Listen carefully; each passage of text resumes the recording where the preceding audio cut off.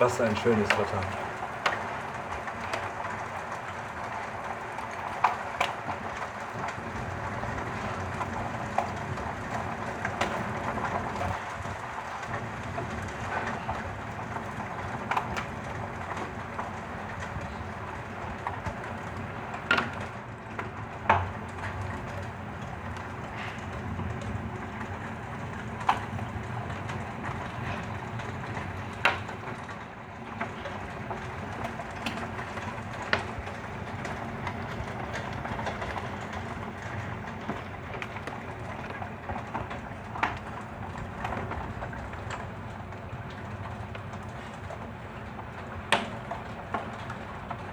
Normalerweise kann ich in diese Richtung über Hamm schauen.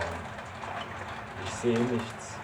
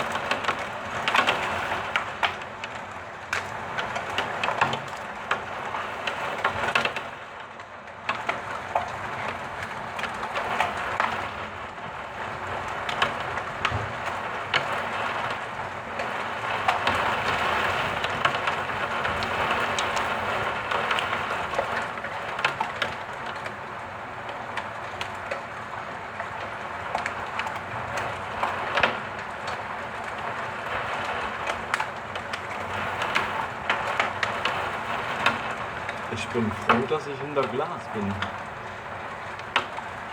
Jede Menge Hagel.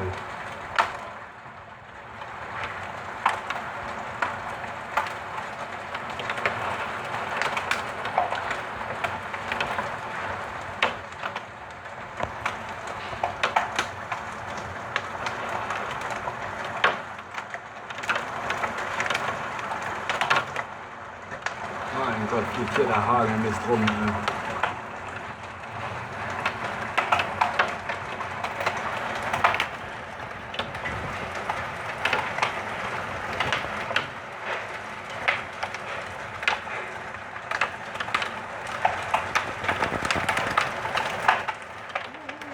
Jetzt geht's nochmal los.